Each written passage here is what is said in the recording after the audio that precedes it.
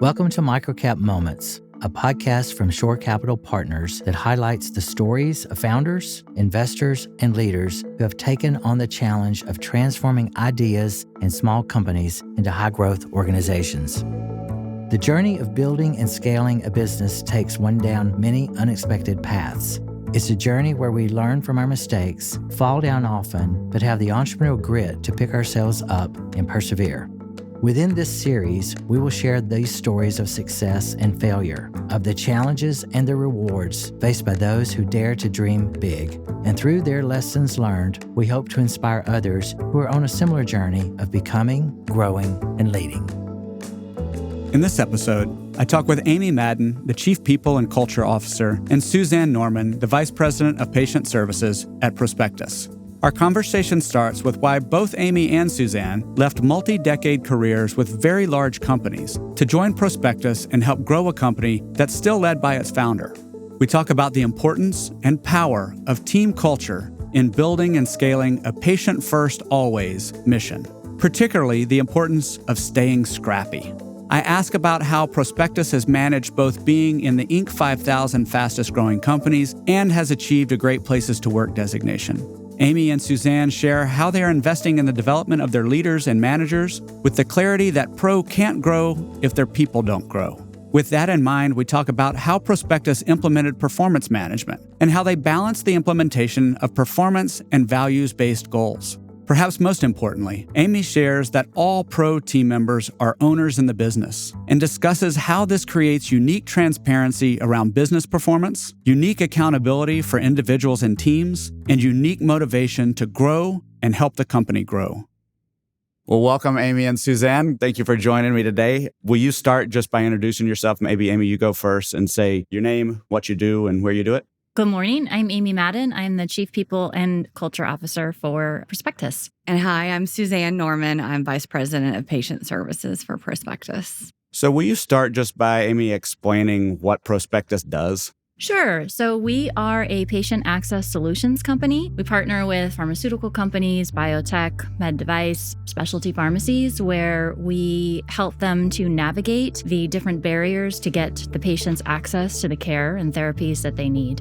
And what does that look like in practice, Suzanne? If you haven't lived that challenge, it may seem a bit abstract. Is there an example of what that workflow looks like, what that looks like for a patient or one of your partners? Yeah, absolutely. So if you think about if you go to your doctor and you've recently been diagnosed with a chronic or an acute condition that's going to require some type of product or maybe a surgical intervention, our company and our teams are really there to help that provider and the patient understand what the care journey is going to look like. That includes enrolling into a patient support program, helping identify what the patient's insurance coverage might look like, whether they have out-of-pocket costs that they need financial assistance with. If so, we can refer them to programs or organizations that can help provide that type of support. For some of our patients, they also may need clinical guidance or clinical support. So we have clinicians and nurses that can provide, ultimately, it's kind of like a wraparound service. So if you think about your provider office, they're busy, they don't have necessarily time in their day to take out and spend with the patients. We can provide that kind of supplemental support to them and really align to a specific product or a specific device that they may be needing to get access to.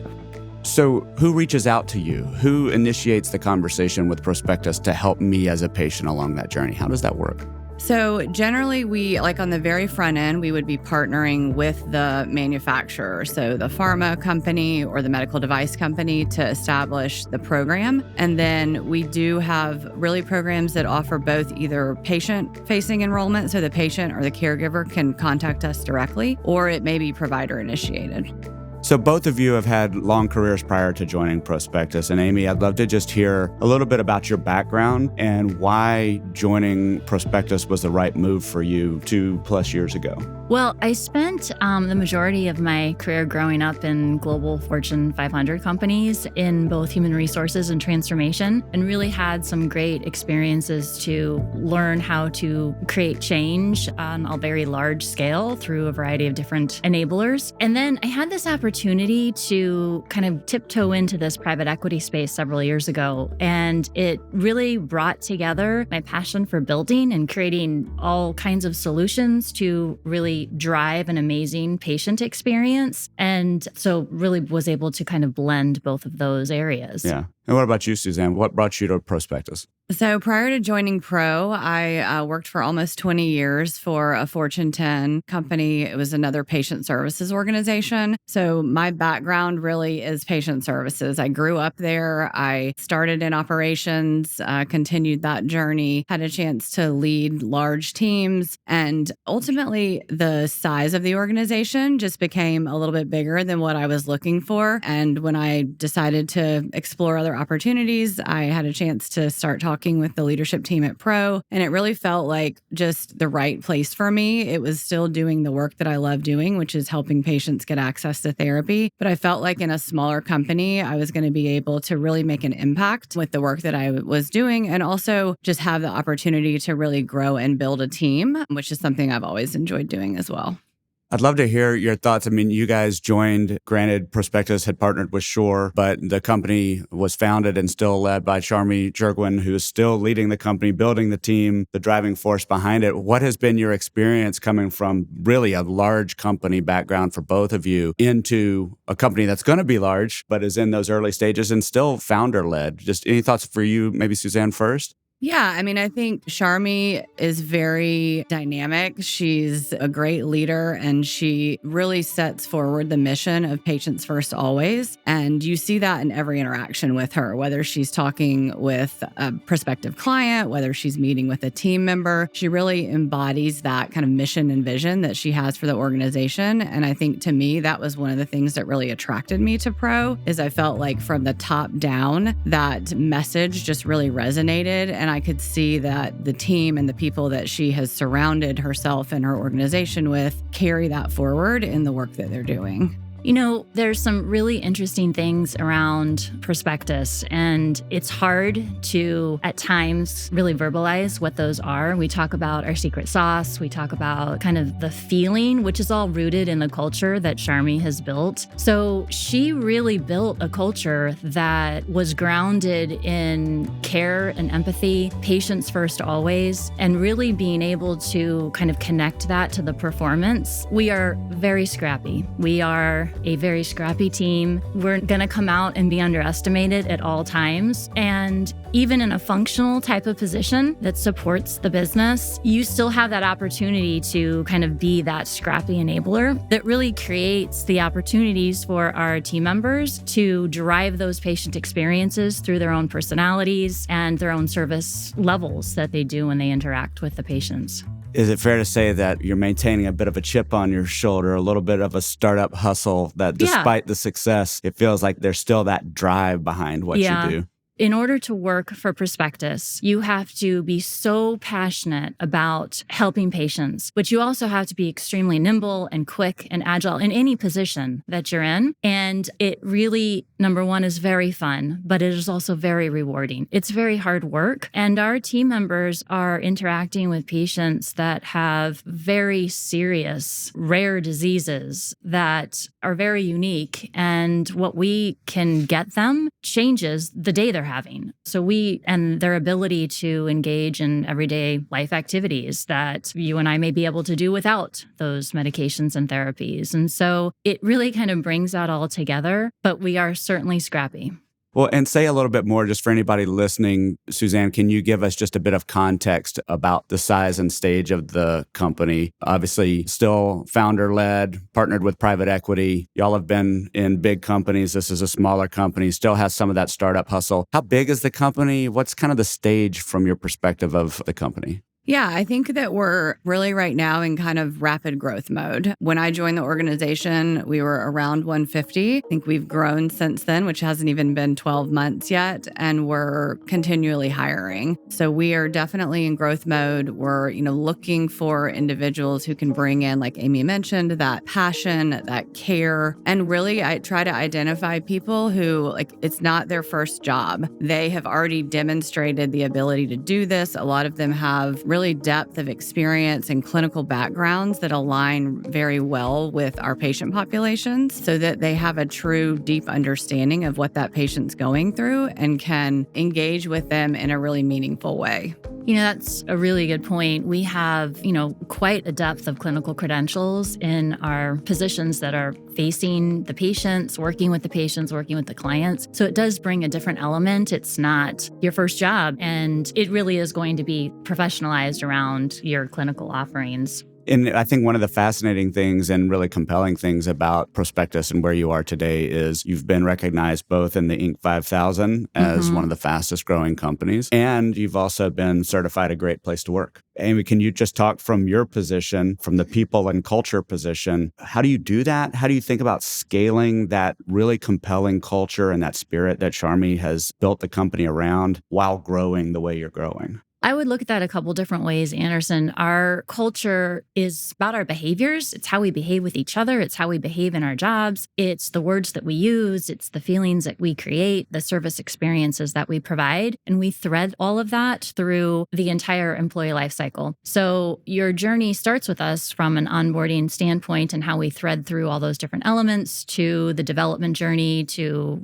the reward and recognition phase, really all the way through. And how we scale that is through the design of solutions that help us really capitalize the ability to make things reliable and repeatable and predictable. So if we can do that on the back end, and then it really allows the service experience to shine. And I know one of the things that you've put an emphasis on and sort of where our conversation started is in making sure that you're developing the people within Pro to grow, recognizing that Pro can't grow if they don't. And the opportunity to be with a company that's growing like Pro-spectus is a massive career opportunity in and of itself. Can you talk a little bit about how you're approaching your investments in people and maybe a little bit about the Lead Like a program and other things that you've got going on? Sure. We are really intentionally creating a development culture here at Pro-spectus. Lead Like a Pro is a cornerstone of that culture and of our overall development solutioning here. I will say our journey started with you and Shore University with a brainstorming conversation of how could we collaborate and take advantage of the amazing resources that we have here at Shore and all of your expertise. And you joined us at our first kind of all-company in-person meeting and created some amazing curated content that was super interactive and allowed all of us to really dive further into value creation and service excellence. We then took that through some other virtual learnings that you created for us throughout the rest of that year in that same vein, and then really kind of put our heads together to figure out how do we take that to the next level and really build our leaders for tomorrow, which is what we can't scale if our leaders and people managers aren't ready to take on more. So Lead Like a Pro is our leadership development program that is really focused on people managers and emerging leaders to build out all of those leadership competencies that they need to put in the day-to-day work and develop stronger teams. We have about an 8-month program. We've got 37 participants in it. We dedicate a lot of time, as you know, in the program that you developed every 2 to 3 weeks with a couple-hour virtual session where we are really leaning into some really hard topics. But what's been so special is that you guys have gotten to know us so well and know the day-to-day work we go through and what we experience and really what our strengths are and where we need to develop. And so everything's been built around those needs, and it feels very, very special. Well, and one of the things, and it's been a privilege for us to work so closely with you, is recognizing a couple of things that are really core to the best way we can partner with a company is one, understanding the difficult work that you do and the intensity, the emotional height, the healthcare environment, and recognizing those challenges. But the other part of your reality is that you're a fully remote team. And so, Suzanne, I'd love to hear your thoughts, just maybe extending what Amy was describing, or otherwise, as you think about patient services, how do you manage a fully remote team and how does that work for you all? So I think we manage the team being fully remote through a lot of engagement and connection. We have a all company, all video policy. So anytime we're meeting with one another, with our clients, we have cameras on. And I think that allows us to directly engage with people. That ability to see someone day to day helps build the relationship, helps to establish those connections, and just allows us to get to know one another on a different level than if we were just, talking over the phone. I think there's also a lot of benefits to being virtually remote. For one, it allows us to seek out and attract top talent across the country. We're not limited to a specific geographical area, which has really enabled us to go after some, high performers in different areas that maybe we wouldn't have access to if we were limited to a specific location. I think it also gives our team the balance and the flexibility that they need to have an amazing career with PRO-spectus, but to also have a personal life, to have a family, and to be able to take care of the things that they need to do day to day. So we do appreciate that benefit of being virtual, just because it creates that opportunity for balance. As Amy mentioned, our jobs are intense. They're not 9-to-5 jobs. And having people working from home, it allows that flexibility to be able, if you need to take a late shift to address patient calls, or if we have something happening that we need everybody to attend that's out of time zone, it does create that ability for teams to be able to do that.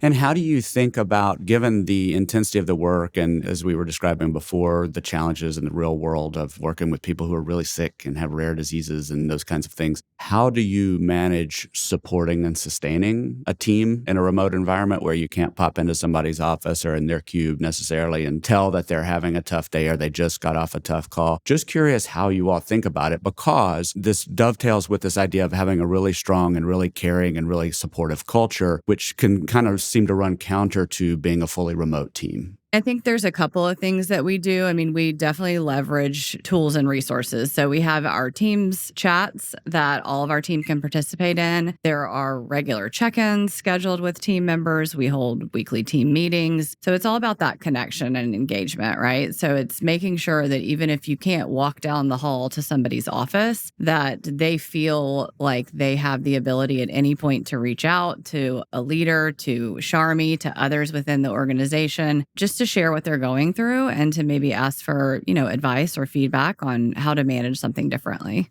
I want to just add something, because one of the things that we do is we do pop into people's offices. So even at, we'll say, hey, can I swing by and have a cup of coffee with you at the end of the day? Can we catch up on a few things? And so it's an opportunity to just kind of be relaxed and catch up on maybe some different things that you're working on, or following up on a conversation you had last week of whether it be something that a solution you were trying to help someone through. But it is in the way we do it and the way it shows up that makes it unique and different and really brings together that virtual community. And you can do many of the same things. You just have to be more intentional and aware that, I haven't talked to Amy today, or I haven't checked in with Suzanne in a day or two or whatever. And having that awareness, to the way I talk about it through the Leadership Academy and otherwise, is almost manufacture differently than an organic interaction. And leveraging, a ton of collaborative technology and really having the tools and resources to be able to foster that.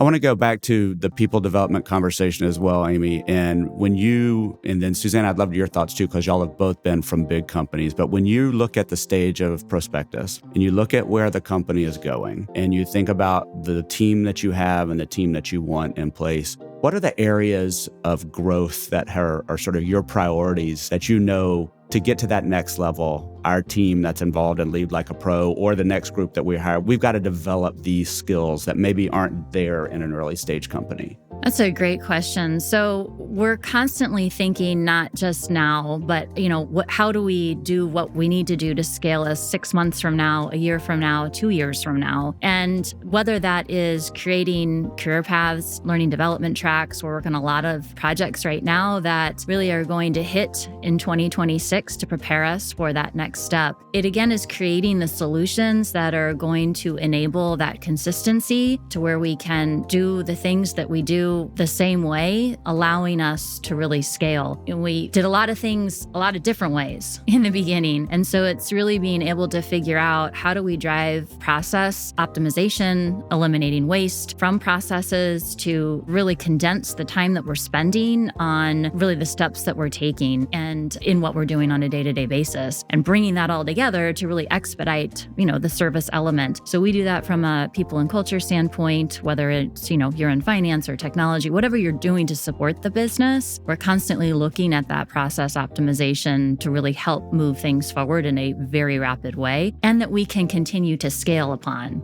And what about you, Suzanne? Any thoughts from your angle of just some of the things that you see? If I were young and at Prospectus, not that you're not young, but if I were starting my career and at Prospectus, like these are the things that I would focus on developing to take advantage of the fact that this is a growing company. Because across shore, we have 53 growing companies right now. What's advice you would give to that young professional for where and how they might need to grow?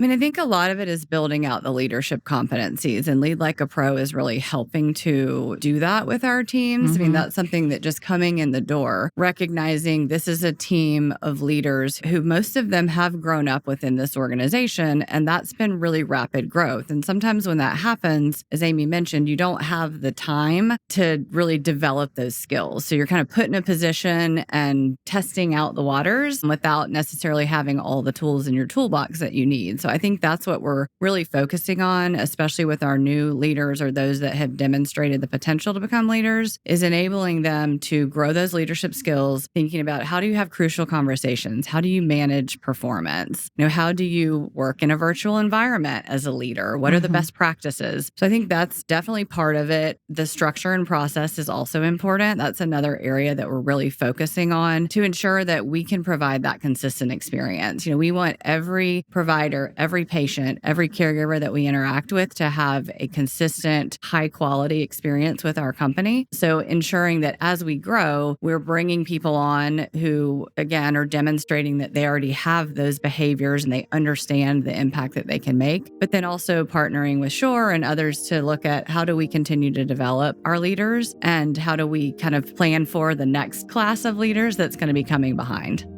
Something else to add to that element is this has been a journey, right? In starting with building job descriptions and creating performance goals and then actually having performance management. So each step along the process has been to really connect what I'm doing and the impact I have and the accountability around that. So to Suzanne's point, having crucial conversations, having difficult conversations that are really constructive and giving that feedback and what we call feed forward really helps us to bridge that gap and start practicing those skills. Whereas then Lead Like a Pro helps us kind of wrap all of that curriculum together. We couple that with learning and development we create individually here at the organization too. Spend a lot of time practicing having those difficult conversations. And we do a lot around feedback models and talk tracks on ways to deliver different kinds of messages. So it's really connecting all those dots together and then putting the work into practice. Yeah. I think one of the really exciting things that I found when we first talked is you were at the time developing and planning your rollout of performance management. Yeah. And again, across the Shore portfolio, we have a lot of companies with a lot of employees, a lot of team members. How did you approach performance management in a way that was both not an imposition or of new compliance or a sign of, oh, this is proof we're losing our old culture? Yeah. This is now we're backed by private equity and we're doing performance management. I'd love to hear you just talk about your approach to performance management that kept the spirit and drive and hustle alive with what Sharmi had already created. Well, it's interesting because our team members wanted it. They were asking for performance reviews, not knowing what they were asking for, right? Like thinking, okay, well, I'm going to get a performance review. I'm going to get an increase. So it was like a layered approach of first getting everybody kind of on board with what am I supposed to be doing? And have I acknowledged that that's what I'm supposed to be doing? To the contribution of the design of the performance goals. So our performance management process, performance reviews are a combination of performance goals and value-based competition competencies, which really kind of link together the cultural aspects that we talked about and allow for self-assessments along with managerial assessments. This year, so we just rolled it out in 2024. In 2025, we instituted a mid-year review process, which we just had, and really created an opportunity to connect the financial reward from a bonus standpoint directly to my performance on my performance review. So our team members are really getting all of those different elements together and the opportunity to have some very direct conversations around, am I meeting the expectations and what does that mean? Where do I have opportunity to develop and improve? The other piece that this connects to is that, and I don't think we've talked much about this here yet, all of our team members are owners in the organization. So we directly connect our individual and collective performance to how we are doing as a company that they own. So every time we're giving CEO updates or in person or virtual, there's really financial information and company performance that is shared with the organization as owners. So we really engage that buy-in through that process as well. Yeah, and I love that. I'll say that my first visit to your full team meeting, you guys gave a full sort of financial rundown to the entire audience. And that was honestly the first time I had ever seen that. And obviously that's why, but it does create a totally different dynamic. I think one of the other things that I was excited to see how you all approach this is it was also stepping back and making sure everybody understood not just what their role prescribed, but how their role contributed to the end success of the company. Not just financial success, the end success for a patient. And the other part that Charmy did really profoundly from the stage, as I observed, was saying, hey, this is where we've been and you've been part of building it. This is where we're going. Mm-hmm. And really establishing the context to make sure everybody understood that you're contributing to the direction of this company. And that in many ways put the onus back on people to focus on growing themselves as well. Yeah. It wasn't just sit back and enjoy that we're a growing company. It was a call to action, really, from the stage from Charmy to say, all right, everybody, it's time for all of us, including myself, to step up and seize this opportunity, which I just thought was profound. She's been very clear that what has gotten us here is not going to get us where we're trying to go. And you can either get on the bus or get off the bus, basically. Our team members are so committed to the success that when somebody might not be performing, they're all over it. So it is, we're really pushing and seeing the conversations happening at a frontline level around accountability and, hey, you're not doing what you need to do. Now I've got to pick that up. And so it's really these honest conversations to really get us to where we need to be at all levels. Yeah, I think the transparency and like you said, that call to action of taking accountability has really helped the team understand, yes, we're growing. Yes, things are changing, but we want you to be a part of it, but we need something from you in order to do that. And I think the performance management process and, rolling out merit increases and bonus, like providing that structure for people to understand how their contributions will be rewarded has been really helpful for the team. But I do think there's also been some learning opportunities for them in terms of like, what are our expectations and how do you continue to increase those over time? And that's not like, great, we've achieved a goal, but that's step one, right? We have another goal right behind that. And, I do think that there is a strong commitment from the team to really rise to the occasion, to level up.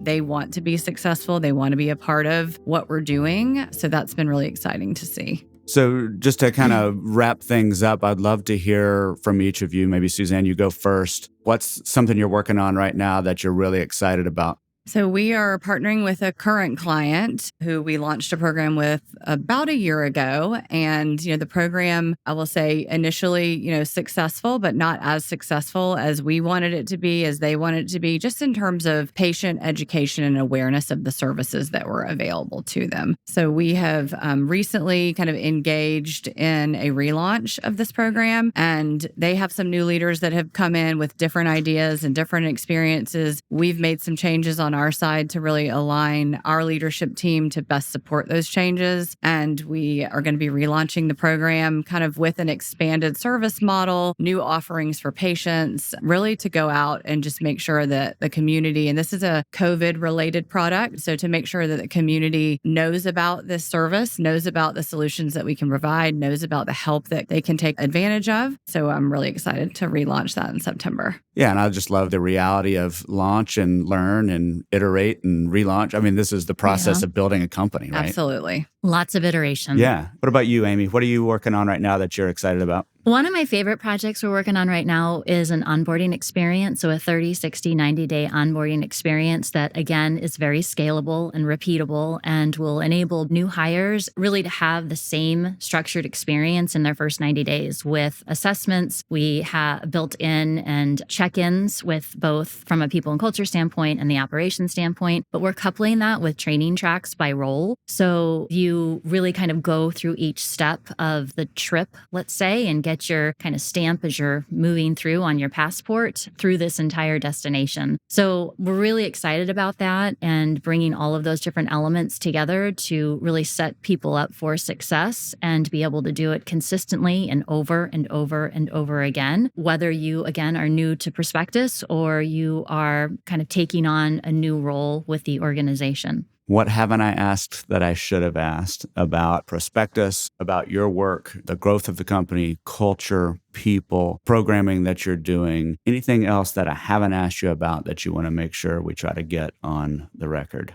I mean, I think from a culture perspective, just as you think about trying to scale and grow and preserve your culture, that's challenging, right? I mean, that's honestly one of the reasons that I made the switch to PRO-spectus is that I felt like the organization that I had grown and been a part of over time had lost some of the culture and lost, some of what originally attracted me to the organization. And I see that here there is a just significant emphasis on preserving our culture. And I think we're doing that through a lot of the things that we've talked about today. We're doing it through transparency with our associates, making them feel a part of the team, helping them understand the journey that we're on and how we're going to support them through that. I think we're doing it through partnership with Shore, through building out programs like Lead Like a Pro, and I'm sure we'll be expanding on that as we go forward together. So I think there is just a really strong commitment to making sure that as we grow and as we continue to bring on new team members or promote folks internally, there's that commitment to really ensuring that our culture doesn't change and that we're always tying it back to that patient experience and how our interactions impact their daily lives. And it goes back to something you were saying before, I think, about intentionality, right? If you grow and expect the culture to stay as it was, it's not. If you grow and you want the culture to stay as it has been, then you invest in it. You're deliberate about it. You do the training and onboarding. You're talking about you're building systems that reinforce the historical stories and the future stories and the current transparency and understanding value creation and performance and all of those kinds of things by recognizing that is one of your strengths as a business. And I think you all have been really intentional and highly invested knowing that that is not an accident of what you do. It is fundamental to what you do. Yeah, you just hit it, the nail on the head. Nothing is by accident. It is very, very purposeful.